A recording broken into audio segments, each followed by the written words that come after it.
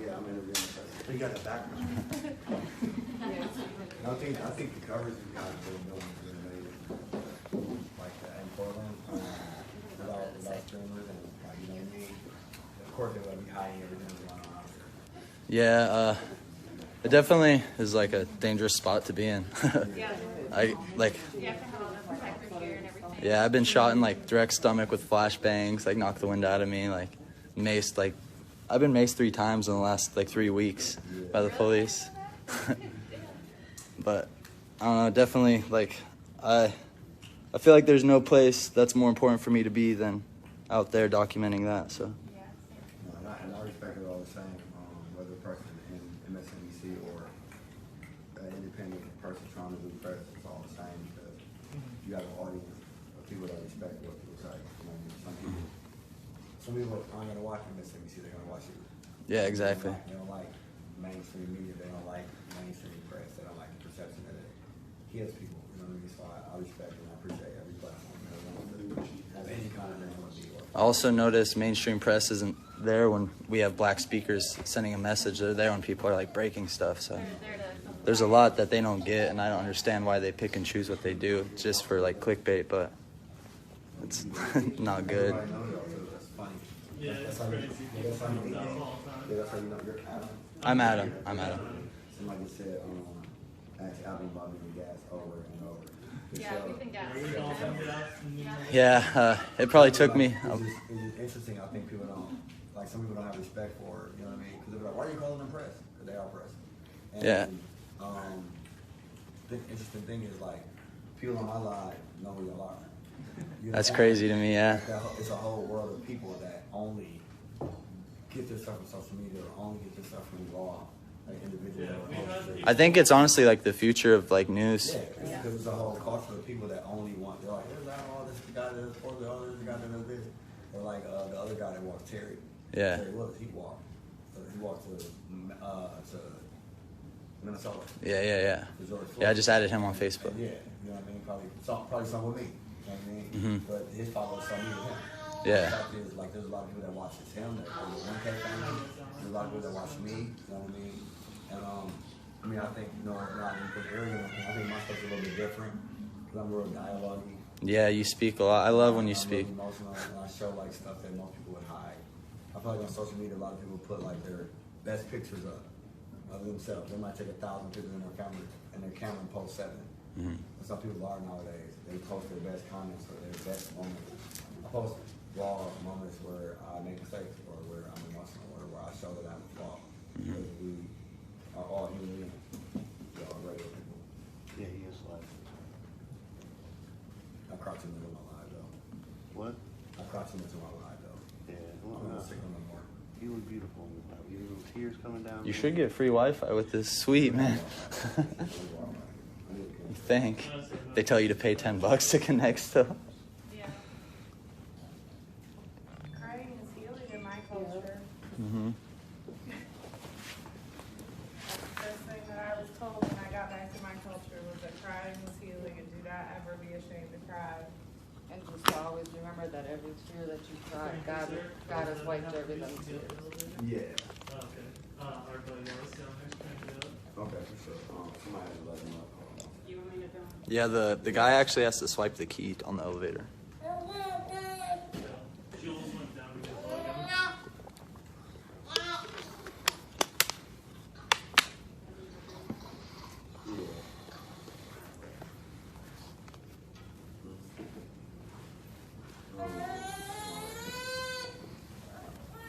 So what do you think of what you've seen in Portland, Frank? Hold on 1 second. They said they're on the 6th floor. See, why are you up here? I don't know.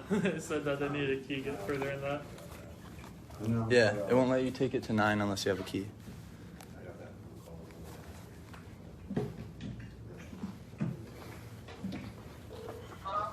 Hello? Yeah, I'm up we here.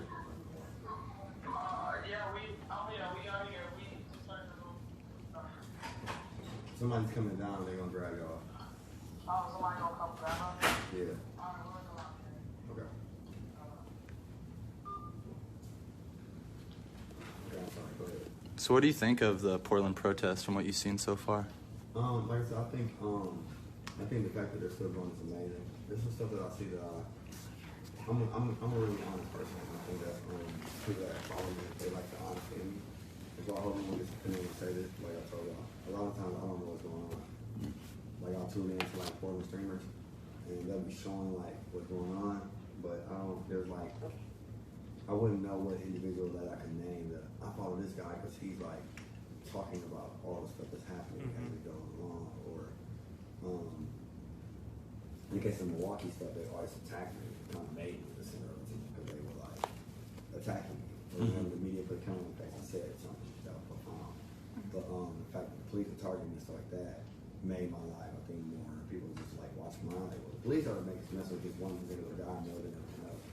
So in Portland, when I watch, I try to find someone to watch. I mean, I like watching. I check through your stuff, and then I'll see what's going on, which is cool from a press standpoint. But the press has an unbiased opinion, so they're not trying to narrate the story of what's going on. So it's cool to watch that.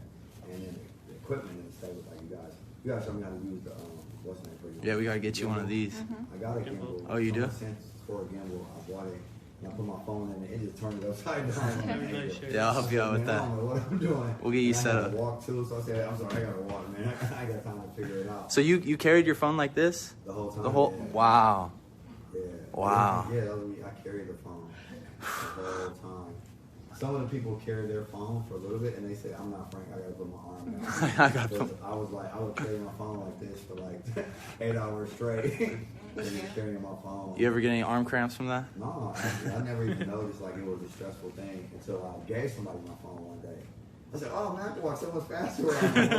Oh no, I gave you my phone one time, and all this stuff's heavy, though. It don't feel heavy on the regular, but them phones and stuff in your pocket when you swinging around. Walk, man, it was heavy, dude. So I would have the fanny packs on. Once I got the fanny packs, everything was so heavy. Like a book bag was heavy, everything was so heavy. So once I got rid of the heavy stuff and I gave my phone on those last days, that's why in the mornings I didn't go live anymore. Because I'll be with me and Justino or me by myself. And I would have to do like 40 miles in like 6 hours. And I'm like, dude, there's no way I can do this with the phone. Because you swing your arms a certain way while you're walking. You get like a... That's a fast pace too. Yeah, you're not using your legs anymore. They clock me at 7. 7 miles an hour average? Yeah. Wow. 6 and 7, between 6 and 7 when I'm by myself.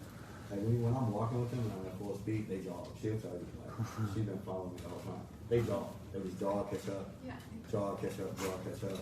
I don't know if I could do it again. Like I said, it's a spiritual journey, so the pace that was set for so long. And like some of those days, to walk 3 hours at that pace, like without stopping and stuff like that, is a ridiculous pace. But I think that I don't see enough black people in the Portland protest. Yeah, I hear that a lot. We do. Portland's like We don't have that. 97%, That. right? Yeah. Yeah. They, The whole because So our of the- demographics kind I of. think that's Yeah, in the 1800s, black people were all kicked out of the Portland area, sadly. a bunch of white people, and then they're always tearing shit up. And then Black Lives Matter, and black people get the backlash for it. Yeah. You know what I mean? Yeah. Yep. Kind of That's what I've been kind of. Like I'm watching this shit, I'm okay, baby. Y'all tearing shit up. Are y'all doing it because y'all see black people tearing shit up, or are y'all doing it because y'all? You know what I mean? I don't be understanding that. And it's people like that that have problems with us filming. Those are the only people that ever care about filming. Yeah.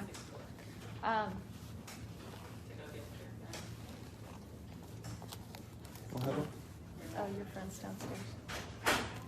Jared, they're talking to you. You have to tell them they have to go down to the Oh. third floor because they Okay. won't take them to the sixth floor. But can you go down to the lobby? Some people down there. And then start sticking to people in the other room. But there's some ladies from Madison, Wisconsin, bring them up. But no, Have you ever? I just need to be honest. Like I turn it on, I see like 800 white people and shit outside for Black Lives Matter. Like any Black Lives Matter, I'm not trying to be racist.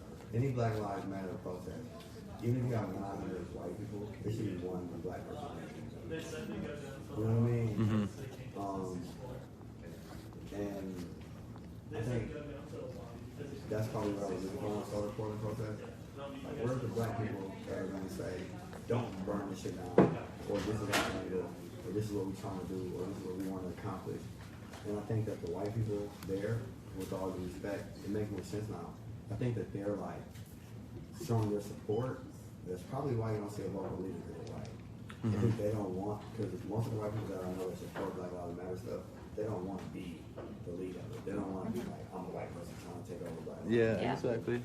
So I think that's what I probably didn't know this now, but that's what I see. So that makes more sense that Black people out there doing stuff to show their support, but there's not a person there really to be more like, this is what Black people want. I think like And during it's the such a day there, focus, so it is changing it. yeah, I think during the day there's more speeches and everything, but I feel like a lot of times people just want to see what's happening at night because there's that interaction with the cops and the Well, all I protesters, see you know? is at night is go up to the police, then they run down the street. Yeah. Then they go back up to the police, Yeah. and then they run down the street, and then they go back up to the police, and they run down the street. I'm like, what the hell is going on? And they Yeah, go back they're- to the same spot though.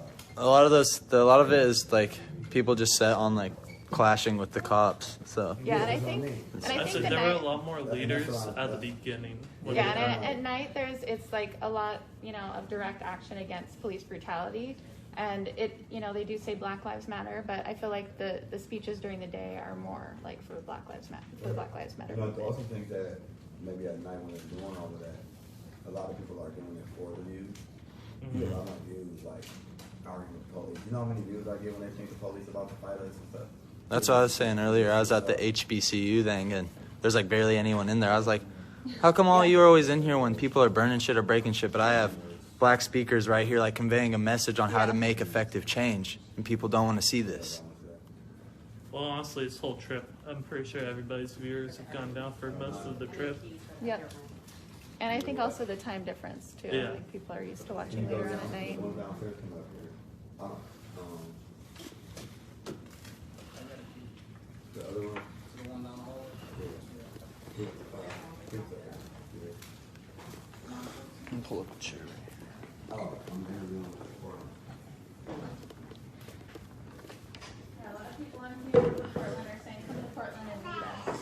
I would love to, because I want to, I said meet us. Lead. I would love to, I mean, like I said, I We are watch gone. it and I'm like, man, I want to go there. But if I do go there, I can't be involved in that. I think your voice is Yeah, needed. if you come during Just the your day, voice. Yeah, I was gonna say, There'll do be a lot of something people during that the Like show your up. story. I Yeah. go at night and during the day. You know what I mean? But I want it to be understood. I was gonna say the direct action usually Yeah. starts at about 8, so I'd plan something like 2 hours beforehand and Yeah. then move that into the It night. has to look Yeah. like something else. You don't like, a lot of the time where we walk past, I know I was aggressive sometimes, I was aggressive somebody always that. But a lot of the time when we walk past, it was just us walking as black people. I bet we could organize a march for whenever you got there. Oh yeah. Make There'd be a lot of flyers people and for stuff that, and for get sure. vendors and like all sorts of stuff and because for- Literally, I'm gonna go to Kenosha and then I can go to Portland next. I literally watch it and I'm like, I wanna go out there, but I don't wanna be that guy that makes it seem like I'm going out there to take something over that people have started. I think people need to just I hear your think- story, people yeah, who haven't, and because I know a lot of people people want who are like, leadership there, too. who's Frank Nitty, who is he going to meet? And I'm like, you guys have been missing like a lot. Like with like, you guys need to go follow him and his backup page right now. Yeah. Because you got tons of just hours and hours. I was looking at my stuff like 2 weeks ago. I went over like 1 million minutes recorded or something. It's like, Because if you go back, because even like the protest was, all our protest was crazy. Everything was crazy. You Yeah. know what I mean? And if you go back before that, like, there's just been so much stuff that I did. Like, it's not, you know what I mean? Like, Seville, if you go back 4 years ago, they blamed me for the riots in Milwaukee with Seville Smith.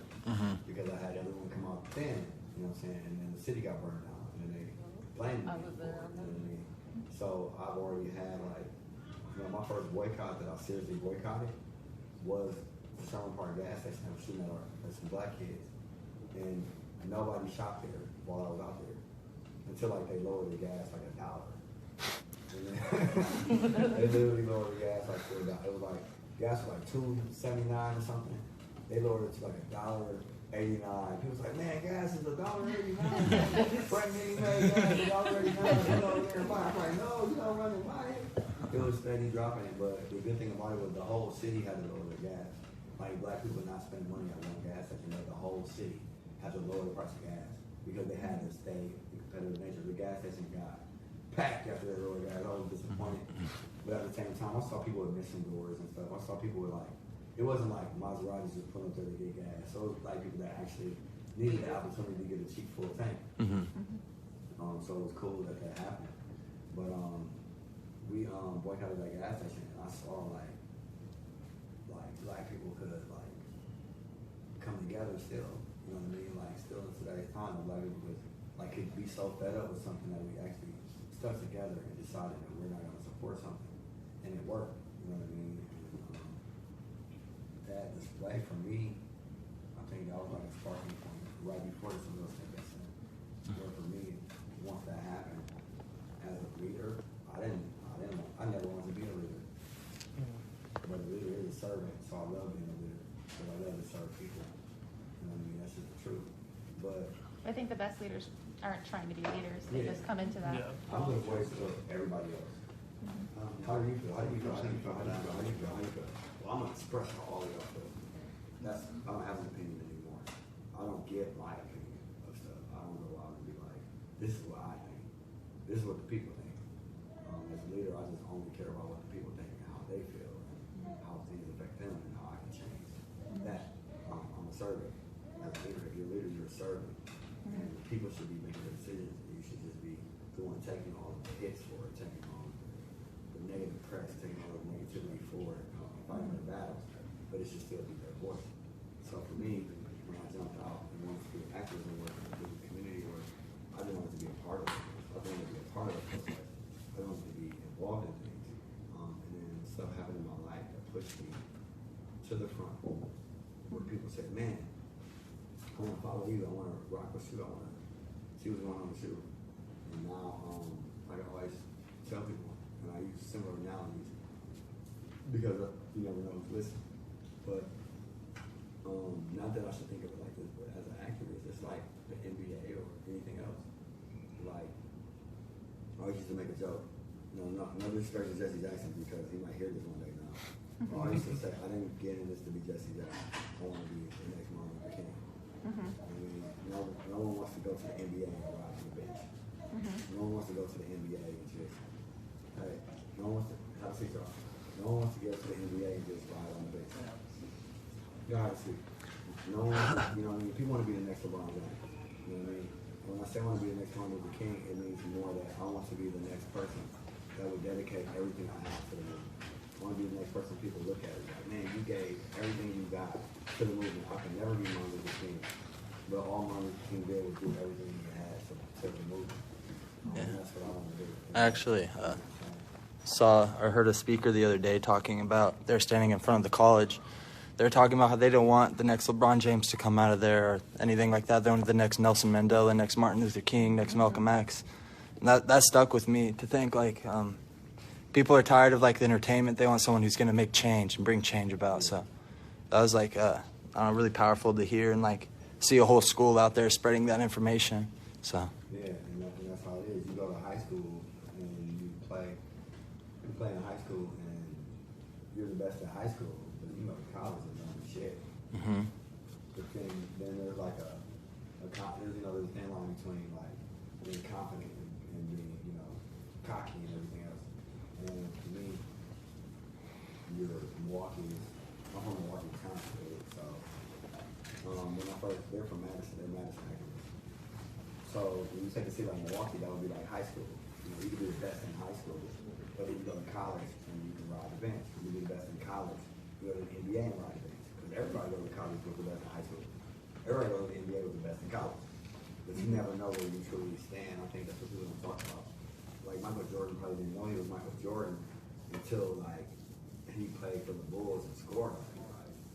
You know what I mean? Like he in college, he probably hit a game on the shot. Like, man, I'm lucky enough to hit a game on the shot. All these people think I'm this. So for me, it was like, people were like, oh, Frank, what you say is inspiring. The way you reach people is cool. I'm like, okay, cool. That's cool, whatever. But then like, I'm like, I even told them, I said, when I met with the Madison people, they're like, man, we love you up here. I'm like, wow. So, okay. I ain't got to fight with nobody. and we love you up there in Portland too. Yeah, everybody's saying love and life in Portland. Everybody loves you. So that's when I realized, well, maybe I'm bigger than Milwaukee if Madison and actually was like, man, we want to sit down with you and talk about like the way that you think and your philosophy and everything. I'm like, okay, cool. So then when I started marching, I went to Racine in Kenosha. There was like a bunch of people outside in Kenosha, like waiting for me. And then when I was marching, I was like, okay. And I told everybody when we left there, everybody, I said, when we leave Kenosha, nobody else gonna know who I am. Like these people were close to Milwaukee, so they know who I am. We're not gonna get no more supplies. We're not gonna have people pulling up on us. And I left there, went to Chicago, Zion, Illinois. And the Black Lives Matter group of Zion was there, talking about we've been following you there. Then I went to Chicago, and they was like, we've been following you. What the hell's going on? Then we were like, East Chicago, Indiana. We were in Indiana, we was at Gary, Indiana. We went to the Black Owned store. I tried to buy something, dude was acting funny. The owner put up like, hey man, I've been following you, man. They shouldn't be acting like that. So I was like, dang, this is crazy. And then I started hitting like back roads in Indiana, like places where people are like, where are y'all at? I was like, a cornfield is a cornfield. I don't know what we're in between a cornfield and a cornfield. No street signs or nothing. And people was pulling up on us like, it took me 17 hours to find you. I've been driving since yesterday. Oh my God. We're in the middle of a cornfield. And it was just like, how are these people, how do they even know who I am? You know what I mean? In my head, I'm like, why do they care so much? And why do they like me? Why do they, because I don't see what everybody Does that still confuse you? Yeah, I don't see what everybody sees. I don't see what y'all see. Well, you speak the truth, and you're here for the people. You're very humble. Yeah. So it's hard for me because it's like a house of cards. And this is me being transparent. I'm scared it's gonna fall apart one day. It's usually the people that don't feel I like don't they. see what y'all see. I was gonna say it's usually the people that feel like that actually deserve the props and the credit, in my opinion. So when we went to DC, and they were like, you get to speak, and I talked. When I left, that's when everything just changed. I walked off the stage, I got downstairs, and people were like, can I get a picture? Can I get a picture? The press was like, can I talk to you? Yeah, I seen you get sworn by press right And after I'm that. like, I didn't know what was going on or why they wanted. There's 200 people speaking here that gets 2 minutes, and you told me to split it with 2 other people. Like, they're like, split your time. You know what I mean? So I was like, I'm gonna say how I feel and get off the stage. You know what I mean? Because I don't even know if I deserve to talk here. You did, and you made the most out of that minute. Like, I'm just a dude from Milwaukee that decided to walk. I'll be honest, I was listening to all those speakers talk, and the whole time you were speaking, people were screaming from the crowd, and like the second you walked off stage, everyone went crazy. Like, I didn't see any of that. I didn't hear any of that. I didn't see any of that. I didn't notice any of that. I didn't see any people. I didn't see any of that. yeah, I was sitting in the back, and I heard them introducing someone. I was like, oh, I think they're talking about Frank. They're describing Frank right now. I ran up to the front, and you stepped up. And I appreciate that because I know for people that have been watching everything I went through, for them it's like watching, like, I don't know what it is, but it's like you watching for y'all, you know what I'm saying? To sit with y'all, and then it's like, they're gonna let us speak in Washington, D.C., you know what I'm saying? Yeah. And it was like, I didn't know they were gonna let me speak. I didn't set out to walk to speak. I didn't set out to walk to change anything. I didn't set out to walk. I set out to walk and honor Dr. King. Like, this is, I honor Dr. King when I walk. I admire Dr. King. We've been marching across the country. You know what I mean? I have a message. A few people that follow me, and then when Facebook shut my page down, that destroyed me. Because I felt like, well, people aren't going to see the end of my journey. They're not going to be able to contribute for the last like 10 days. You know what I mean? So that was hurtful because people have been watching me, and finally, like, you know, I noticed things were different. People would cry, you know, and be emotional. And the whole way, man, all the way up until I saw that last lady that came to see me today, coming and hugged me and told me I only had a little bit left. I was dead. Like, I didn't know what I was gonna do. I was falling asleep while I was walking. I was stumbling and stuff. You know what I mean? People were trying to tell me stuff to keep me woke, and I just didn't have it in me, to be completely honest. And I was like, man, I know I didn't make it to the last like 15 miles to like break all the way down. I had to do some bio free on the side, and we had everybody had to walk. Like, everybody had to take a break or hurt themselves or something had happened. So I had walked every mile. I had walked every step, and it was hard. The last, like, I think it was because too, I hadn't slept in like 4 days. I had drove to the hotel, and then I got right up to the hotel, and then I got up at 5:30 in the morning. And like, we get there at 4 a.m. You know, I wait till everybody gets their luggage, and I would drive back out and start over again. Like, literally, like, getting 35, 40 minutes of sleep. And then back to the day, I got up at like 7, woke up like, oh, God, I gotta get up. I'm like, dude, I gotta do 82 miles today. And I got up. And I had walked to the town we were in, found out it was a black town.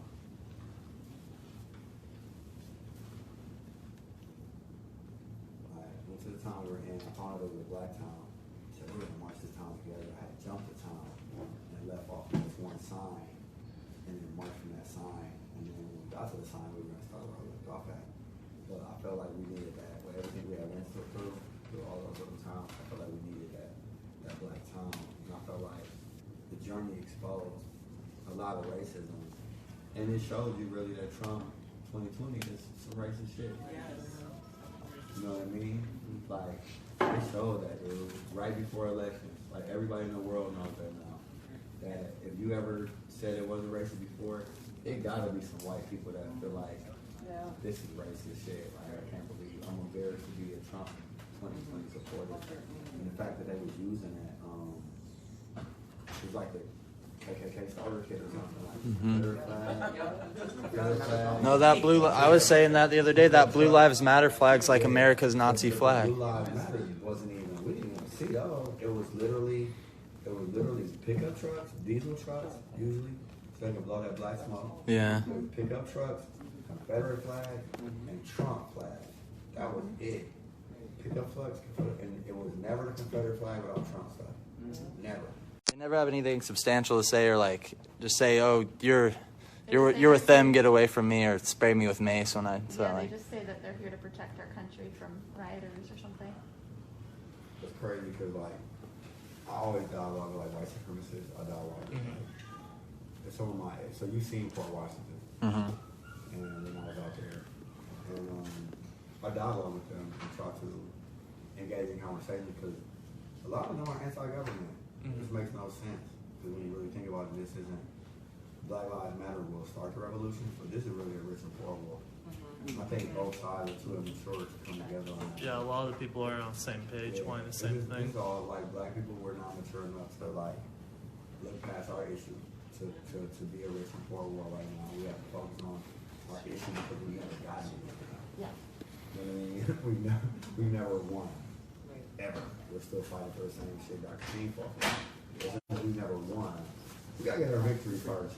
You know what I mean? That's how black people are. Look, we don't get our victory first because we fought for everybody before, and Indians got fucking education and shit, and Sikh people got gas station taxes and shit, and everybody got some and shit. We got integration, and that shit didn't work. You know what I'm saying? Well, there's no offense to Dr. King, but they didn't ask for reparations. They asked for integration. They got what they asked for. You know what I mean? And on top of that, you'd be a fool to think that these white people are going to plan our reparations. You gotta have a plan. How we're going to pay. You ask black people that fight for reparations, ask them how are they going to pay it off. So they look at us and they think it's a joke because everyone says we need 100 acres on a mule, or we need all this money. Every black person should get 100,000. But where's it going to come from? Black people don't have a plan to even pay out the reparations. Black people ain't gonna write a plan for our reparations. they're just gonna tax you for it. Why would they write a plan for the money they owe us? That's like if you owe me money and you owe me $1 million and stuff, and I'm gonna let you write a plan for how you gonna pay me back the money. Like, you know what I'm saying? You might not never you're gonna write up something that you never have to pay back. Like over 400 years I got you. How that mean? You know what I'm saying? 100 years from now. Where everyone go? Someone come in. Can I ask you kind of a broad question? Yes. What does effective change look like for you? Yes. Just talking rather than fighting. Yeah, where they got someone? Have you been talking to anyone in like legislator or anything? Hold on a second, I gotta make sure my-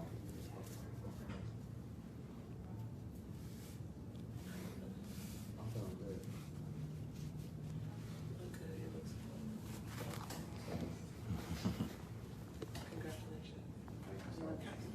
Here, you give me a hug.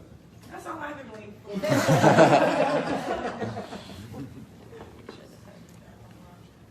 have no shame, man. Is that all right if I get a photo while y'all are getting hugs? All right. You did it. You were safe. Yeah, for me all the other day. We actually looked for you for 2 hours. For hours. No, that's trying to get the bar out of the face because it's like cutting right through. I was literally, I was mad at you. I couldn't come earlier. Anybody know the Wi-Fi here? I could probably. There's probably a little thing somewhere. In there, right? Yeah. I was trying to talk to you earlier, but, yeah, it didn't work out. Yeah. Usually there's a little card. Yes. But yeah, so like I said, it's really a really cool work. No, you're right. Really a really cool work, and a lot of people realize that, like, people, please kill us too. Exactly. Oh. So why aren't y'all mad? That's like my martial arts. I mean, you can feel a little bit more ago. From the ratio perspective, not from each actual person, but the ratio of like higher, like and it's situations where they can do anything most of the time. Where white people sometimes do stuff. Like we get killed by the police. We get killed by the police for our seatbelt being, you know what I mean? It's not a lot of times white people get killed for nothing, you know what I mean? Or endure a sport type situation. But eventually it's gonna have a transition. You're gonna need a lot if you're going to change the system. Because a lot of people don't want to change. And without black people and white people coming together as, oh, y'all in there? Oh, okay, y'all fine. They said y'all sitting in the hallway. I mean, I stop my whole everything. I say it would be damned if y'all sitting in the hallway. They said the hallway. Y'all seen the other room? How y'all like it? Piano. Can y'all give me the Wi-Fi code so that my stuff stop crazy? But yeah, eventually we're gonna have to transition sometime. Like I said, black people haven't ever won, so we gotta get ours first. And the white people that support us understand that.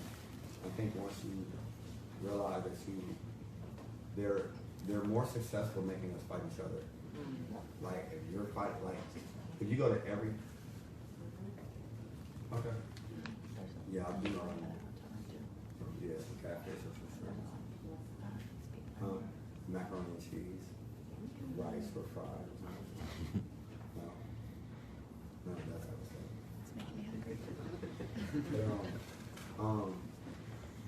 But, eventually, like when I go, I think the most disappointing thing that I realized was every black city that I went to, the activists were fighting.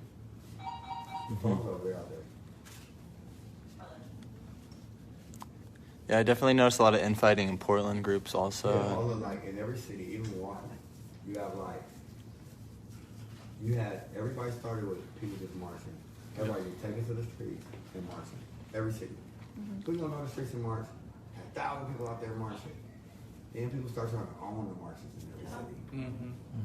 And then they started saying, well, I want to march too, and I want my own march, and I want my own march. So now you go to a city and you have like 4 different people that are marching for the same cause. On different sides of town. Yeah, for the same cause. Sometimes on the same night too. Same day, same night, 4 people marching. And it's disappointing. And because to see it in every city is why we're not respected and why it's not working. Because every city has a separation within themselves. So I went to Fort Wayne, so before Fort Wayne were here. Fort Wayne, they were arguing my life pretty much. Like, Sean, don't talk to the dude, and he like, I'll mess with them. And I'm like, well, why y'all here? Y'all together. While I'm here, y'all together. Y'all do that, because I'm not here to take over Fort Wayne. Y'all can have Fort Wayne, Indiana. Y'all ain't got to worry about me coming to take over Fort Wayne, Indiana. All right, y'all to fight over Fort Wayne, Indiana, all y'all want, all right? I came for the Black Lives and we're marching through here. But I went to, I think the saddest place that I went to was Pittsburgh. And they didn't even realize it, because I'm talking in Pittsburgh. I didn't even know the mom or the son that died. I never heard of the story or anything. So when I got there and we walked up, I found out while I was walking up what had happened to him. While I was walking up, I told her, Mom, I got you, I support you. And I started talking, and right when I was done talking, right when I was done talking, literally right when I was done talking, your girl grabbed the mic and said, I don't mean to take the mic from you, but we gotta say this together to the dude. He's like, all right, if you such and such you can start marching to the right and separate. If you, the group that came with such and such, we're gonna go left. And they did it respectfully, and then they let the mom talk though, while the groups were like separated. I mean, I'm like, this is stupid. Like, why would you not have everybody here to hear everybody talk, and then separate? But some people said we're gonna be done at 7. We're gonna march to here. We're gonna start at 7:27 over here. We're gonna march this way. And they literally like were walking around while the mom was talking and while the family was speaking. They walked and marched to the side for the family or for Black Lives to matter. Even though this lady black and her son lives should matter, they're marching for a different black person. So I guess they're gonna separate at that moment. And I was like, this is sad. I was like, how could y'all just like right after I got done talking, how could y'all just separate the whole group up? You know what I'm saying? No wonder they don't respect what's going on. Because they're not going to call everybody. They're not going to call 7 groups. You're not going to get the president or the mayor to call 7 groups. I'm going to call this group and then this group. I'm asking all what they think and all what they want, what all they demand. You need to have one list of demand and one group in every city. That's it. It shouldn't be 5 groups in every city, 3 groups in every city. It shouldn't be 2 groups in our city. We need one group, one list of demands, and the people need to stand together as one. That's why they don't respect us, because we have different opinions within ourselves. And until we stand together as one in our cities, it's going to be hard to stand together as one as a nation. But the reality of the situation is we have to figure out a way to do it, because that's the only way we're going to really have a revolution. Otherwise, we just marching for nothing. Like, y'all marching in Portland and doing all that shit in Portland, that's fun, it's cute or whatever. It's cool to watch the videos, it's cool that it's day 100, but the police got unlimited money. You talking about a government that'll go to war forever. They've been in Iraq, since 2000. Yes. Iraq was the last city that they needed to take to control 1/3 of the world's oil. They already were in Iran. They went everywhere there and never had an exit strategy. You think they won't come to your city in Portland? Now they're back in They Israel. don't have an exit strategy? You think they won't come to Milwaukee, Chicago, Atlanta, wherever y'all at, and don't have an exit strategy? Of course they'll come down there with no exit strategy. Because they don't have an exit strategy right now, like COVID. They don't have an exit strategy. It's just a way of life now. And they would love to institute that way of life until you dissolve and go back into your old way of life, and then they'll leave. So that's your right now. You want the police and the military to leave your city, then you have to stop marching and stop protesting. That's the only way they're gonna leave, because nobody's organized enough to get them to leave. Nobody's organized enough to get all of the politicians or anything. Right now in Milwaukee, if we were smart enough, we could take every aldermanic seat and every common council seat there in one swoop. Because it only take about 4,000 votes for some of them seats, 10,000 votes at the most, 8,000 votes. We might not be able to take a Senate seat right away. But once you take all those other seats, you can control city government. You control everything. You know what I mean? So that brings me to All right, so I think. I was gonna say that brings me to another question. What's next for you? I had someone ask that same question. Yes. Everybody keeps asking me what's next, and I didn't even know what this was. Well, I feel you. hopefully having all the groups come together here in DC like this will help resolve some of the infighting, and so, like having more of an organization and the communication develop between the different leaderships. I think, I mean, what can like, it's a difficult conversation because, like, I always tell the story, and some people know about this, some people don't. There's a thing, I said there's a thin line between reality and being humble. Like, I can't smoke a blunt on my Facebook Live. Even if I did smoke weed, I can't smoke it on here because of the perception of things. I can't fuck with none of these women. I can't sleep with none of these women. You know what I mean? I have to, I can't just be like, oh, she's cute, she joined the protest. If I meet a woman outside the protest, that's different. But if I sleep with all the women that joined the protest, then they're gonna say some type of, they're gonna criticize me for that. Yeah, So, people are always Call ready them to the protest criticize. They're always gonna find something though. So I remember in 2016 when the Civil Smith riots happened, there was this white girl that came out and took a picture with me, and we weren't ready as black people to accept what white people wanted to do. Even during those riots, they were beating up anybody white that came around, splash on the car, beat them up, or reporter or something. Do not come down and try to film what's going on. Yeah. And there's some white people that came, and they just want to take pictures and stuff and say hi and all that stuff. So the white girl came down and she said she wanted to take a picture with me. And I'm like, they're like, you can't take a picture with her because you're becoming, like, what are you talking about? And And I know that Dr. Umar, at that time, I don't know if he won't take it white people. Yeah. And I was like, what do you mean? I'm just a regular person. Well, I can't. I had noticed I had, like, stuff was going on, but my humbleness of trying to remain humble, I was like, I'm a regular person. So I took a picture with this girl, and she had posted, like, chilling with the leader of Black Lives Matter. Y'all know we've been marching across the country, and they call us Black Lives Matter. So some people don't know that we're not technically Black Lives Matter. They're only just friendly to this guy. And there's a group of people that are following me. They think we're a group of Black Lives Matter, like a chapter or something. And so she just thought, like, he's the leader of the people out there, so he's the leader of what they're calling Black Lives Matter. And they had one on her page, and she had called some other white person a nigga. Or she didn't even call him a nigga. She was like, niggas don't act like around me, treat them like it was a quote from like a rap song. Wow. Whatever. But she was talking to another white person. Not that not that it tones it down or nothing, but it's, some is education over racism. Some people aren't racist, they just need education. Some people love black people will say nigga when they hear a rap song. You know what I'm saying? And some white people will call you a nigga. You know what I'm saying? And sometimes when white people that say nigga in a rap song will beat up that white person that calls you a nigga. You know what I'm saying? So it is levels, you know what I mean? Yeah. But they went back in her history like a year and a half, and they found this when she said this song. And they dragged her, and she killed herself. They like dragged her all over social media, and she killed herself because of the scrutiny that she got on social media. So then after she killed herself, her mom had to deal with her dying, her boyfriend and stuff. It was really hard for them. They took her obituary and put it on Facebook and was like, fuck this dead white bitch. And dragged her after she died. People are just so inhuman. People are evil. Yeah. And that shit was hard for me. I'm sorry. Yeah, because, you know what I'm saying? Yeah. The reality of the situation was, it was a following that followed me. You know what I'm saying? And people that was following what I did, and people just doing too much. But when they dragged her after she died, that did me. Because it was like, dude, she killed herself. And then they just said, fuck this dead racist white bitch. You know what I'm saying? Not to interrupt you, but as someone who's been dragged by your following before. Your following.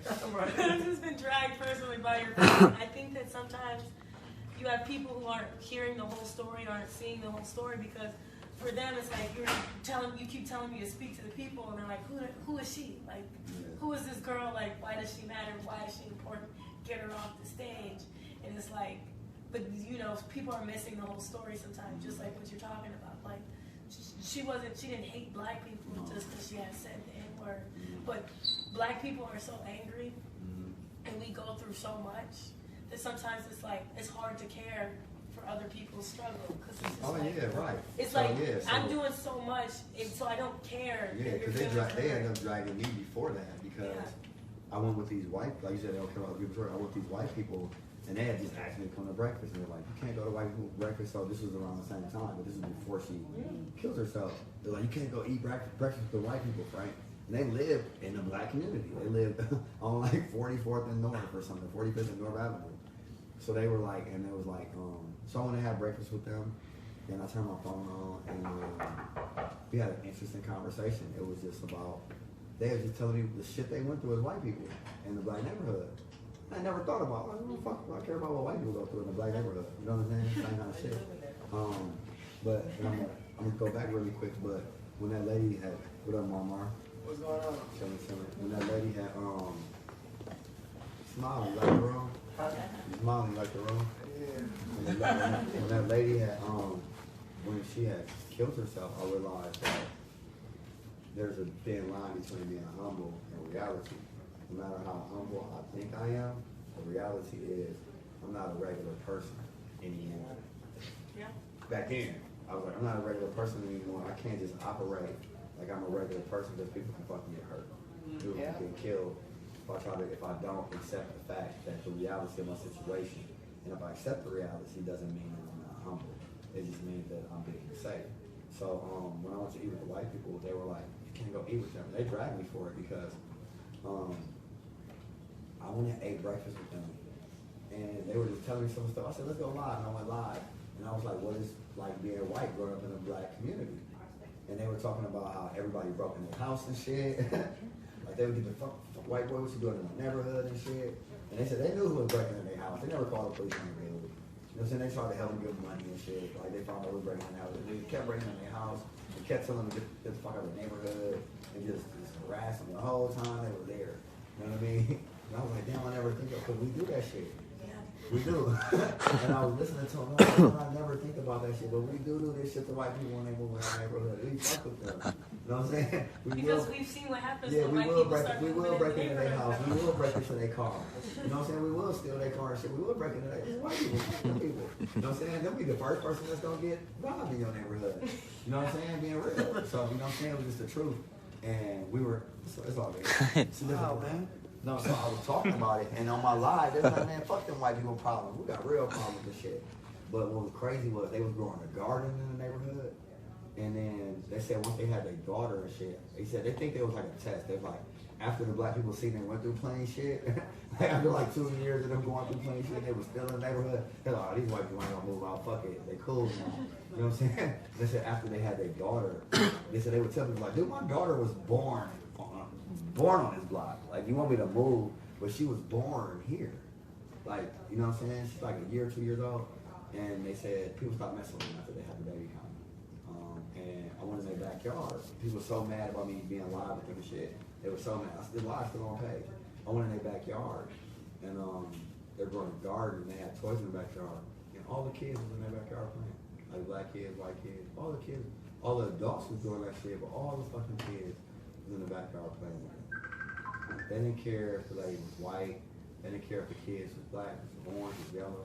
All the kids in the neighborhood was playing me white people yard, and them the ones that y'all fucking in the time run out.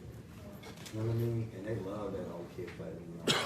And but yeah, they dragged me for that shit. They were really upset that I cared about white people's problems. And this time around, I did care about white people's problems, and it was more accepting.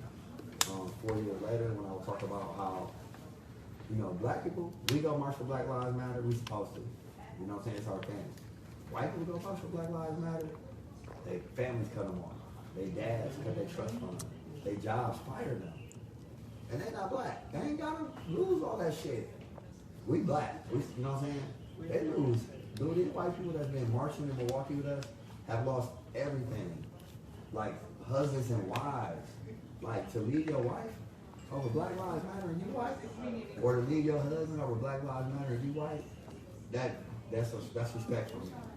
That, you know what I'm saying? That's real life respect. Because I know black people that wouldn't lose their husband and wife. I know black people that wouldn't lose their job.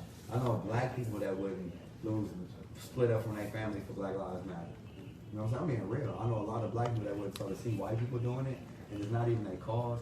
I gotta have some respect for that, even if black people get mad about it. So it changed everything. And I remember a group tried to say, man, them white people ain't marching down MLK. I said, them white people been marching with me. Your black ass ain't never walked with me. We can walk. So I'm here, I'm protecting them. I might not protect you right now. I'm protecting these people that's marching for Black Lives Matter. I don't give a fuck what color they is. Everybody that's marching with me for Black Lives, that's who I'm protecting. That's who I support. I'm tired of supporting niggas just because they black. Say that again. For real. Especially when they not giving back to what we got going on. You got all these rich black people in Milwaukee. When I left Milwaukee, I'm being real. When I left Milwaukee, I ain't have enough money to take nobody no fucking where. For real. And if I did spend my money, I was gonna run out halfway along the way, and I knew that shit. And the other part is, I know it ain't a bunch of niggas that's hitting my cash app. Yeah. To be real, I know it ain't. Cause we ain't got the money to, I ain't stupid. We ain't got the money for this shit in the black community. You know what I mean? So I know that I got white support. White people that see what we doing that really truly believe that they want change. You know what I'm saying? And that's important to me. You know what I'm saying? No matter what color you is. If you could be a racist, you can hate black people. But as long as you think we deserve equality, you good with me. If you could, some white people might feel like, give them everything we got, they gonna fail. Cool. That's still a vote for me. No, it really is. You want me to fall on you want to give me everything that y'all have so I can fall on my face? Knock yourself out. Let me prove you wrong. You know what I'm saying? But at the same time, you ain't gotta like me. We ain't gotta like each other. This is about putting our differences to the side for what's right. And that's just the truth. You know what I mean? You gotta put your differences aside for what's right. And that's all this is about. That's why it don't matter what color you are. And that change and the shift is the only thing they'll respect. Because if you look at this room, it's a diverse room. This America in this room. Yeah. America ain't all black. So they don't give a fuck about just your black opinion. We could march for 60 more years all black. They're not gonna give a damn. But when these white people and Asians and Mexicans and all that, now it's not black people marching, it's not Mexican marching, it's not white marching, it's not Asian marching. You know what's marching now? Everybody. No. They don't care about that neither. You know what's marching now? Voters. Voters. Now y'all voters. When you got all the people marching together, y'all all voters. They looking at the power y'all have as voters together. Look at all them voters marching. There's 20,000 people that's gonna vote marching.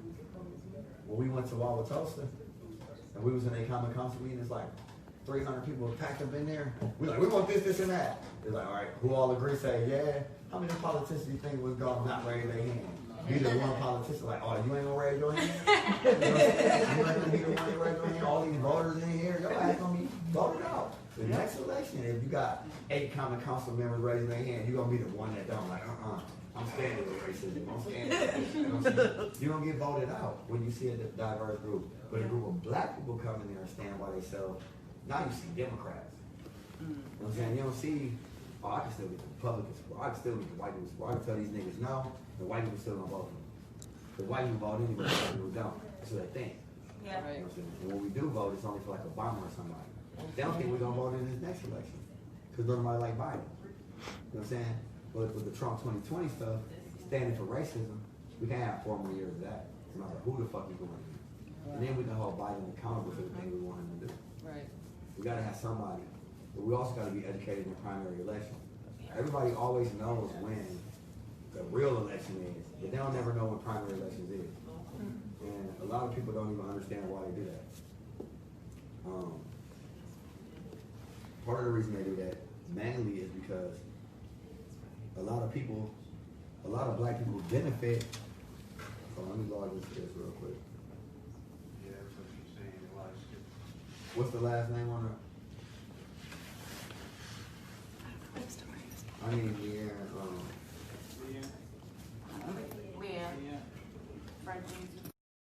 In office, and then we see them like, oh, this person's an alderman, all this person's in common. Dude, this person got 200 signatures and didn't have no opponent. You know what I mean? Our district attorney didn't have no opponent. Same ours Which too. one? O'Brien? Dane County.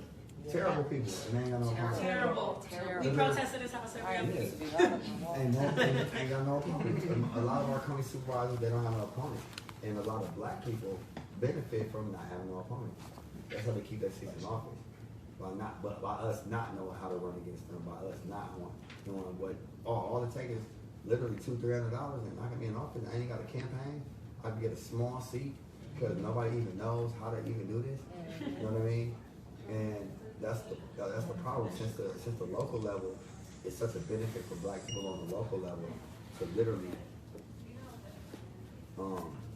not have people vote in the primary election, it hurts our national candidates. Like Bernie Sanders or anybody like that, because now we don't have, right now again, we don't have a candidate like we always done. I mean, I like the Andrew Yang. Dude was dope. Yeah. Dude had some dope concepts and ideas. You know what I mean? Yeah, Dude had some dope concepts. He was really about the people, but at the same time, who knew what day the primary election was? They don't even tell you. They don't even talk about it, but you always know the big election. And we have to get more educated in that. But it's the responsibility of the party. The Republicans are never going to educate us on primary voting. But that's how we get a candidate we want. So why would it help us with that? The Democrats have to figure out a way to stop benefiting of the black and non black and figure out a way to have the best candidate and care about that. Instead of like position everything. And that's how we win. Because city government is way important than national government. To me. It don't matter who the president is, you run your city. We also got to start back in our schools, and you know, as being a teacher, we have to get back to teaching about that, because you don't teach civics but one semester in high school. And you know, I'm almost 50 and didn't know nothing about the primary elections till 4 years ago. Right. because I never got taught about that. Yeah, you gotta learn about primary relations. How many of y'all knew you only need like 200 signatures? Didn't know that. Y'all, who knew that? You knew that? What I'm saying? I've been talking about running for I'll tell you that. Yeah. One of my Well, what day was primary voting? What day was primary voting? Last month sometime. Exactly. See what I'm saying? What day is the vote for Trump? yeah pin questions. November 3rd. Everybody knows. Day by day, Frank. She does our voter registration. She don't count. She don't get to answer the questions. Christmas. She's cheating over here. She does voter registration. Okay, She don't get to answer. yeah. But even though like you said, you live under a bubble, you live out day by day, you don't even notice, you don't watch the TV, you don't watch the news, you still know November 3rd is the day to vote for Trump and Biden. Yeah. But you can't, even though primary voting passed, even though after it passed, they told you when it passed, they told you what day it was, you still can't tell me what day it was. But I know both of us are from Wisconsin and they practice real hard voter suppression. Well, yeah, every state gonna practice voter suppression, especially in primary election. The point is, it's not embedded in your brain. And by the time You'll get out there and November vote. 3rd come around, all the candidates that's for us is knocked out. Yeah. You know what I mean? So, yeah. And I was even talking today, and I don't even know if it's possible, but it's something I would love to do. I don't know how it would happen. I don't know if I can afford to do it, but I have a vision for it. So when I was walking to that town, I don't know who saw it live, and there's 1,500 people in it. And I was like, I said, I'm for mayor here. Who the mayor y'all town? And I was like, it's a nice little cozy town. I was like, I'm gonna run for mayor. Y'all need some black representation. They was mad as hell. Black Republicans for Trump and so I was joking. But what I realized though was, what if I did move to a town like 1,500 people? I mean, most of the white people would move out. Right. You know what I'm saying? Like when we move in, they would move out. I mean, we ain't gotta run them out or nothing. We just gotta, all we gotta do is move in. And if you took a town with like 1,500 people and y'all moved into that town and like conceptually took over the town and y'all conceptually had all the houses, now y'all are the police. Mhm. So when the national government comes up, no, we don't need y'all. We the police. We the teachers. We the school board. We the county council. We the mayor. You see what I'm saying? We live in America, but we control everything. You know what I mean? You could do that with 1,000 people or 1,500 people, but you don't want to build a city from the ground because that would just be expensive and it'd take too long. Just to build, you know what I'm saying? All you need is a gas station. If you took a patch of land and went somewhere, all you need is a gas station by the highway, and that'll fund the whole city eventually. There's 19 families that just went to Georgia and purchased all kinds of Yeah, did you hear about it? Yeah, I mean, 19 families that went to Georgia and purchased the whole time. I can't remember. They got it. No, I think that's we need to do that on a mass. yeah. But you gotta have people who are willing to root their whole lives up and leave it behind. I mean, But at the same time, what you just said, you gotta have people that's willing to uproot their whole lives and leave it behind. And that's the crazy part about it is like, when I look at what I went through, that's what just happened. Marching to DC, you had people that literally just walked away from their life. Some people just was like, see me in Chicago, saw me speak, and they just left their clothes and just walked away. You know what I mean? So I think people, like, this experience showed me, like, I'll give you an example. I think more people don't want to go back to their lives. Right. Now that this march is over, I might have uprooted them from their lives, but now that this march is over, I think the most difficult part is people have to go back to their lives. Yeah. And not be a part of what was uprooted, because that's more addictive than anything. Yeah. I have like some of the photographers that like came to film us and stuff that just been walking, and she told me, one photographer told me like, I don't know what I'm gonna do with my life now, because like without the walking part, I just don't know what to do. Like I thought I knew what I wanted to do. She's like, I don't know what to do now if we're not gonna be walking. And she was the photographer. So I can only imagine like the individuals that have been walking with me on this journey that have like uprooted their lives and what they're gonna do from here on out. You know what I'm saying?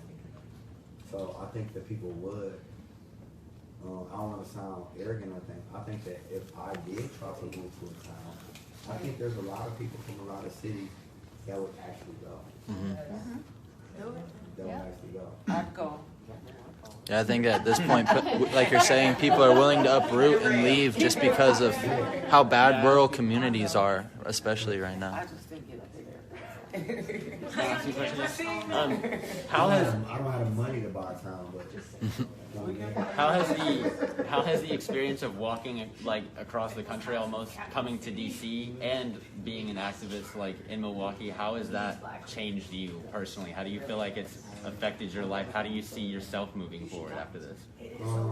For me, I think that like privately I talk about certain things. One of the most emotional moments I had was offline. Like all the most, like if y'all only saw what y'all didn't see, like when Chino was in the hospital, we both got shot. And I went in there with him, I had my camera, and he got shot in the face. He had all these bullet cases in his whole chest and arms and over his whole body. Like I said, about 200 shell pieces within him. And he was crying. And he was telling me, you gotta keep going, you gotta go on. And just the stuff he was saying to me, it was literally like being in a movie. Talking to him. And it was off camera. So there was no reason for him to be giving me like movie script type shit. You know what I'm saying? That's how cinematic it was. But like those experiences, I've had private conversations where I can be more vocal about how I truly feel about it. And walking across the country, one day I had said, I had cried really bad. And it was like when people were giving us support, I think it was like after, right in Warsaw, like after Indiana, I can't remember when it was. But I was crying really bad because I was like, I don't know if I'm being Milwaukee no more. Like as a Milwaukee activist, I was like, I don't know, like if I'm gonna really live there no more. And I was really emotional about it because I had just felt like I told like I belong to the world now. You just want to see and experience more? Well, no, I can't. Like, there's too many places where I went that was like, Portland needs your help, Fort Wayne needs your help, such and such needs your help, such and such. And I was like, I would be selfish to just stay in Milwaukee. I actually just had someone comment and say you should come to Australia and speak because they love you over there and feel like you're an inspiration. So. That's what I'm saying. Yeah, Canada's seen a win today. You know what I'm saying? I'm like, hey, in Canada, if it were hot up there, I would move there. Same. But so on that aspect, I was like, to see like people actually like, it's still, I guess it's still unreal to me. Have all these people in here, to have people looking for where I'm going, to have people listening to what I'm saying, to have people supporting my vision. It's still unreal. So when I saw other cities, like actually walking through them, like the mom in Pittsburgh, like it's the best thing that happened to see my son die. I'm like, man, we didn't even know they were protesting. The media was going to meet me there, and they were like, there's a protest. I said, all right, we're going to pull up. We pulled up, and I spoke on behalf of her son. I walked over and I talked to her, and I took her to do an interview with me. I told them, don't even talk about me marching with y'all. We're talking about what his mom was going through. I don't want to hear about my story. Y'all ain't talking about her and y'all home city. And I gave her $1,000 and had everybody on my CashApp, Flutter CashApp the whole day. And I posted hers on my Flutter CashApp. And she was just all overwhelmed. She was like, this is the best day I've had since my son died. And other activists in Pittsburgh pulled up like, man, the way you do things, like, I wish they did that here. And that just let me know that like I was sad because I'm like, man, you don't want to be your hometown, especially when the stuff like keeps making changes here. I literally had 2 murals in a holiday that I just got this year. So they finally started to appreciate it. I mean, you know what I mean? I've been in the whole life. All the world appreciates You know what I'm saying? Right. And now I realize that other cities had appreciated me and they actually needed my help. You always think like, I'm from Milwaukee, so I'll do my part at home. When people start to actually need your help, it changes you. You see that. And I was like, man, I do the outreach to the world, and I'm like, wherever I'm needed, I have to go. I have to go where people need me. I can't just say, these are from Milwaukee, these are from Milwaukee, these are from Milwaukee. Because that lady in Pittsburgh, nobody ever knew her story. There's families that no one knows their story. And that's where I think I need to be. There's too many black people dying that nobody hears nothing about because it's not a big story made about it. And get falsely incarcerated. Yeah. Yeah. And then on the walking aspect, America is beautiful. When you walk, the land is beautiful, the people are ugly. And when we walk, we saw some of the most beautiful landscapes in the world. Like, some of those mountain looks, some of those scenes, I was like, man, this is why white people live here. Like, literally, I was like, man, this is beautiful. I asked them how much is rent, they're like $500-$600 for the rent. They're standing in these houses that look like, you can ask them. We were passing houses, and then you walk through black neighborhoods, and they had whole black neighborhoods that were closed. Like, every white, we walked through all these white neighborhoods, and I never seen like 3 or 4 foreclosed properties in one white neighborhood. You walk through black neighborhoods, the whole thing closed down. Whole neighborhood, the whole neighborhood was closed down. The whole neighborhood was. And there's 2 Americas out here. And that was sad to walk through and see that all the black neighborhoods had some sort of poverty, and all the white neighborhoods had no sign of poverty at all, like all of them. To literally, you know, you think it conceptually like, oh, white people live like this, but to see how white people really live and to see how they act, because when I talk about a black city and a black town where there's 1,500 people and we live here and we can have a police and all that, that's every white city in America. Mm-hmm. Literally, like when I walked through Indiana, that was every city in Indiana I walked past. There was nothing but like 20,000 white people. They were from there their whole life. Their grandparents was from there. And there was only 15. Generational wealth. Yeah, and they lived there. There's a culture, and there's everything there, so they can't do anything wrong. And when you walk through their community, the police are hanging with them. Black women start letting these niggas walk past. Man, That's don't big. start nothing. And they, you know what I mean? And they closing their stores, and they just supporting the white people that don't support you.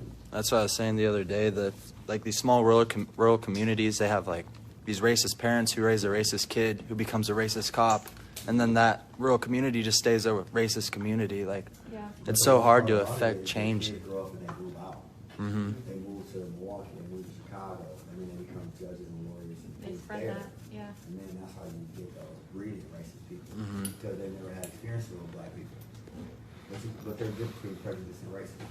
Mhm. You have a lot of prejudiced white people, who I'm not trying to make an excuse for them, and they're just as racist as the racist people. I just don't think white privilege is a problem. And the main thing is, though, the prejudiced white people, they're going by what the media says. Like, they like Obama. Obama's cool. They like the black person that they work with. They like the black person at their school. They like the kid that's mixed, their black parent. But they still think the average black person walking down the street is like the niggas that they see when they show crime on TV. Or when they show a murder when they show us on TV. When they show Black Lives Matter, burning stuff up. They think every other black person, 90% of us are that. Because that's what they see about black people 90% of the time. So those people are truly just prejudiced. They see black people, they have a perception of black people from the media, and then they love the few black people they actually got to know. They just don't know any black people because their community and everything doesn't like resound with a lot of black people. And then you have like white people that just hate black people, period, no matter what they do. Yeah. And the lack of education of those white people, sometimes when I talk to white supremacists, that's why I started the dialogue with them, and I was like, they change on the spot. You see them several times in my life. I actually talk to them, you know, think they're white power, think they're white supremacists. You know, I talk to them, and they're like, no, I'm really glad I got to talk to you, cool as shit. You know what I'm saying? I'm like, yeah, like, they learn a lot of stuff, and then they stick their fist up with Black Lives Matter. And you also have like one out of the 7 that would just be like, I'm still a white supremacist, because their dad embedded that shit in their brain and they don't want to give it up. I mean, who wants to give up privilege? Mm-hmm. Let's be real. Nobody wants to give up. White people don't want to give up their privilege. I don't blame white people for not wanting to give up white privilege. But you can't. You don't have to celebrate it because you don't want to give it up. Mm-hmm. You don't have to act like it. You know, you're not getting a head start. You know what I'm saying? Or you. I think at least they need to acknowledge it. Yeah, exactly. You know, but who wants to give it up? So I honor any white people that feel like they want to give up white privilege. Because when, you know, like that one lady that was with us said, she walked with us for 7 hours, and they were calling her nigger and shit, like with us, and she just cried and bawled. She was like, man, I was able to leave though. After 7 hours, I was able to leave and shit. I can't even imagine like being black. Yeah, I've been called race traitor like over 100 times probably in the last like 2 months. Like, this is a human race, not like white or black. Like, I feel like that that's ties into what he was saying earlier about how I think people are waking up to the fact that a lot of people are getting on board with the movement because they realize that a lot of the other issues at stake have to be addressed. The coming together as a community and treating each other equally as one has to come before we can address the other issues. Yeah, I mean, white people are more fortunate. Obviously, they get a head start. There's a misconception about black people.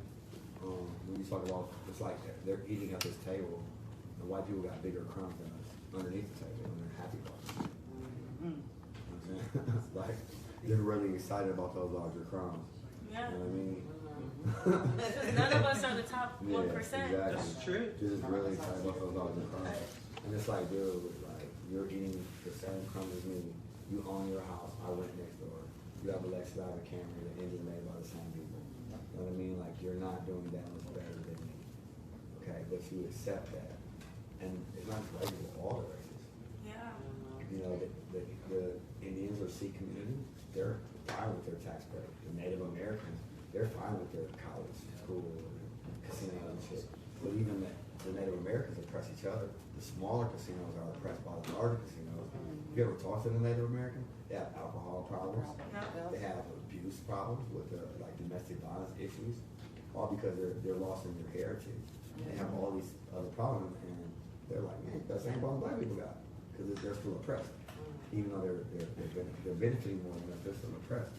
And all these people that are still oppressed are satisfied with their oppression because they're still getting a little bit more than black people. If you take like I was telling them in the car earlier, if I make $16 and I go to work every day, I'm happy. Until I find out you make 18, then I'm gonna quit my fucking job. You know what I'm saying? I hate this job now. I'm trying to figure out why you get 18 and I get 16. You know what I mean? It's just how we are. Like, if we only realize that, you know, both of us should get paid $32 an hour. Neither one of us would be happy. One that makes 18 or one that makes 16, but the people that make 18, they're happy to tell you, yeah, I make 18. Sorry, you only make 16. Sorry. I didn't mean to let you know that I made $2 more than you for an hour for the same shit. And I got hired after you. I'm sorry to tell you that. You know what I mean? They like that. No, they like to tell They you. really like, of course they do. You know what I mean? Because who doesn't like privilege? But the reality is, like, with black people, out of everybody that starts where we start, we're the most successful race of people. Like, they're the head start where everyone else gets. So if you look at, like, where we start, take all the white people that start, they live next door to us. They don't become basketball players and shit. They don't become, like, politicians and shit. They don't become, like, rich actors and shit. They don't become, like, doctors and lawyers. They sell drugs like us. They go to jail just like us. They do commit crimes just like us. And they're a victim of poverty and oppression. They're just like us. And we're actually more successful than them because you don't find a lot of white people that come from the very, very, very bottom that are successful. Most of them come off from, like, a wealthy home, third generation family, second generation, fourth generation. You know what I mean? They come from a wealthier environment, from a better school system.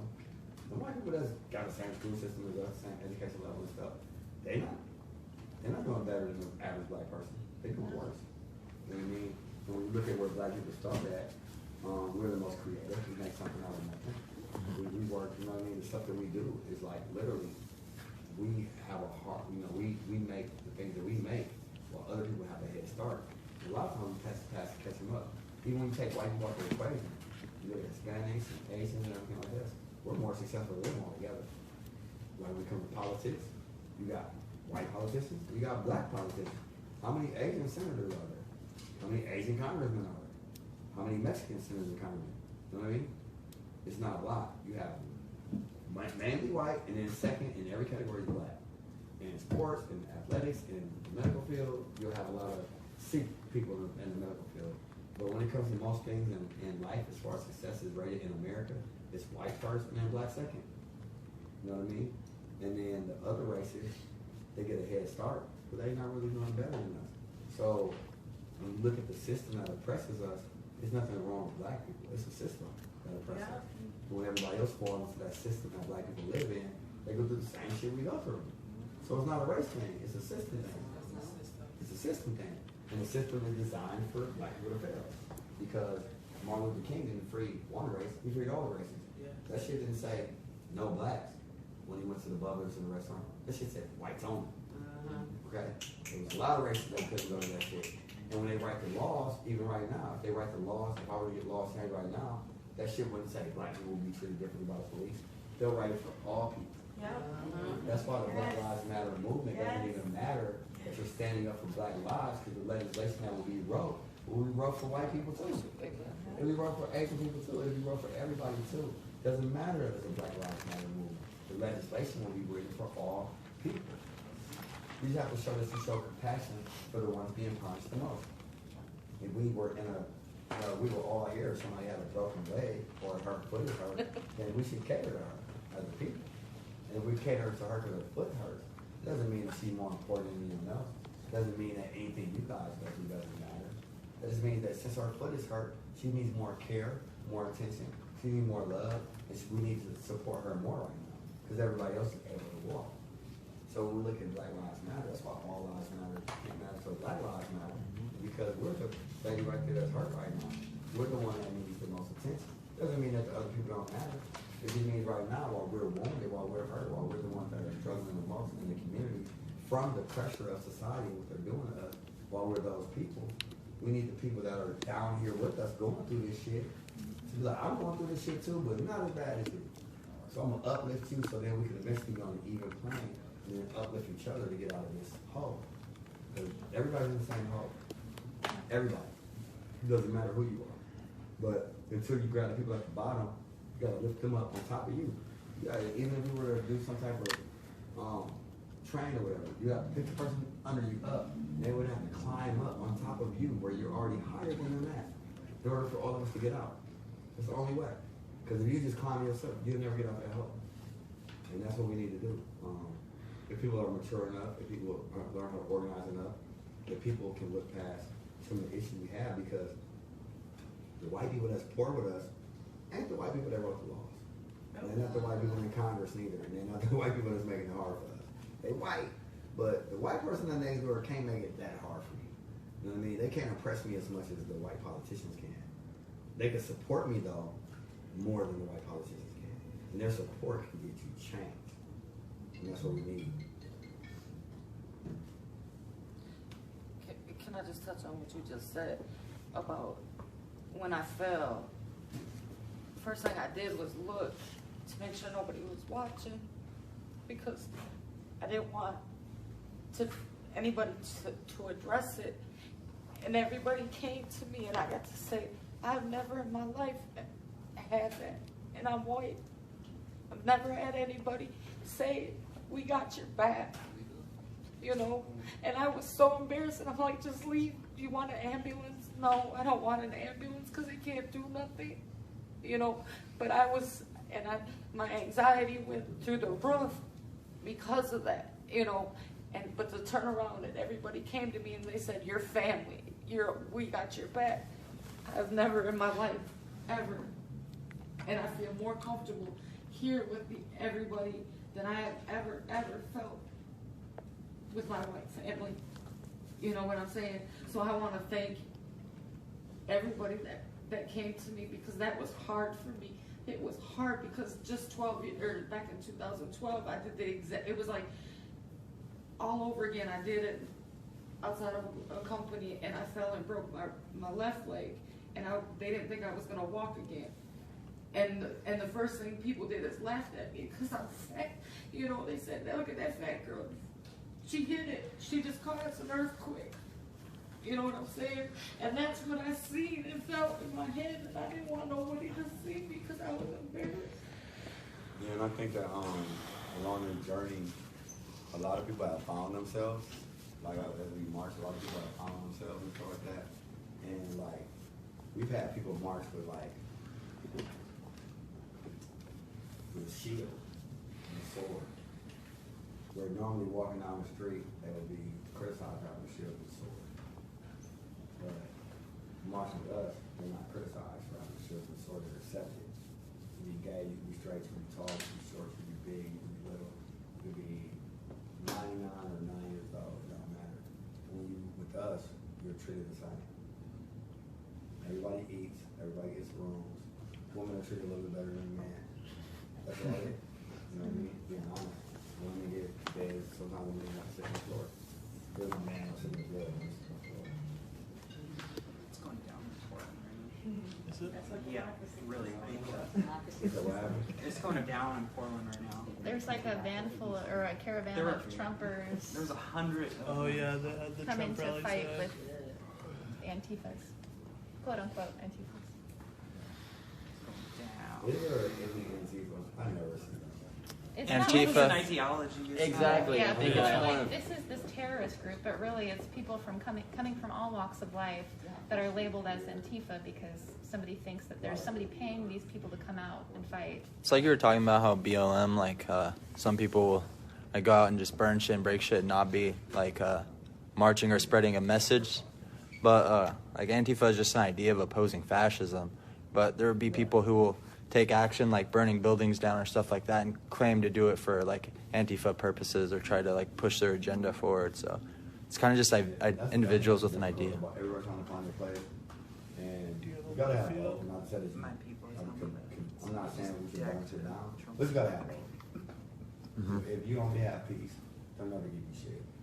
If you only have violence, I'll say it for him. Right. if you only have violence, they'll never give you shit. You gotta have balance. You gotta have a threat.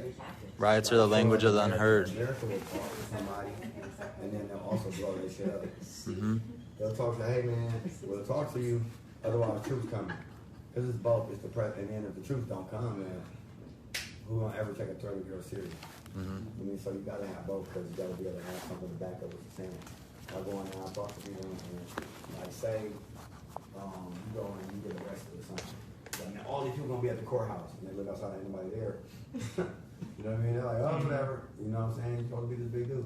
So you gotta have like, they gotta know, I think, and that was like some of the stuff that kept us safe. They kind of knew what would happen if you like messed with us. Like as we were walking, if the police would have like let something happen to us or did something to us, then you're gonna be that little county or town that gets flooded by all the people that support what's going on. And those people that come aren't gonna be as nice as the people that were marching. And without that kind of cause and effect, it's sort of like having a big brother that's in a gang or a big brother that would beat everybody up at the park. You can say something crazy, so I say, I'm going to be my big brother. Then you want to like not be on that tough stuff no more. You're like, nah, you know what? I ain't on that no more. I'm cool. You know what I'm saying? I'm chilling right now. Mm-hmm. People change when they notice you got backup, or they know you got support, or they notice you got somebody that'll do something to somebody.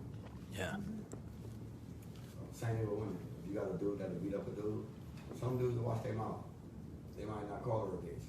You know what I'm saying? They might be like, you know what? Such and such girl, right? Oh, okay, I'm gonna chill out.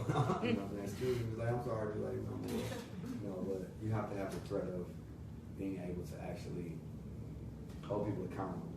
Otherwise, they won't be held accountable. I have a couple questions people are trying to ask you, if that's okay. Yeah. So, had you ever considered walking to DC the way that you planned on? Did you ever consider that before George Floyd and before May and the protests really broke out? It was all because of George Floyd and the fact that it was Martin Luther King's I Have a Dream speech. Mm-hmm. So I wanted to honor him specifically because it was on the same day. Mm-hmm. Originally they said they were gonna have a march, but they didn't have a date. So like, okay, cool, I'll go to the march. But then when they picked that date and what that date symbolizes, I felt like what better way than just You're just like, oh, real driving factor. Okay. The second thing is like, want to shout out my homie Donna from Boob Trip Eugene here. She wanted to ask you the question: if you encountered a lot of unhoused people along the way, or like the houseless community, and like how bad was it, or was it bad in the states that you walked through, and did it seem like there was any infrastructure in place to try to tackle it at all? Because in Oregon, where we come from, there is a very extreme homelessness issue right now. In the white communities, obviously not. Like through Indiana and Ohio and Pittsburgh, Mm-hmm. didn't really see it that much because they're small towns. They're like a road in a small town. But all of the homeless people that I did see, I would give them like $100. So I would give them a room. Like I would take care of them for real. And we made sure we had enough food and everything that we had. Because the homeless is a big journey for me, like in my heart, what's going on. The homeless are very important. So I didn't see a large presence, but the ones I did see, I could tell that there probably was a large presence in the city, but not in the area that I was walking through. Okay. If that makes any sense. Yeah, definitely. A lot of times you don't. We picked the Google map that was the fastest one and stuff. Mm-hmm. You know what I mean? Yeah. We only had 24 days. to make it there. So we would have been probably do it all over again. We probably would have went to like Indianapolis and other cities instead of the racist ones. The racist ones were just like in and out to what we were doing. But at the same time, now that I knew that, now that I feel better with the cities I went through to expose what was going on with the cities and stuff. So is it intentional that you showed up here? Well, I know you're trying to get here today, but like, I feel like that'd be difficult to plan out, like time-wise. Like, we're gonna walk this fast today. We got to get like 60 miles in or something. No, it was super hard. So we did not plan to get there at 7:30 in the morning. I actually was freaking out because we were leaving so late that last day. And I was like, well, we're going to march all night. We're going to walk all night because it took so long to get ready. So some of it was my fault. I hate when I said that. She hated when I said that. But people have went like to the store and stuff. And sometimes people just walk away and you just be trying to count everybody and you can't because they're not standing there. Yeah. You know, in your mind, they left. But they went and sat in the car somewhere. So it's a little difficult to get everybody together.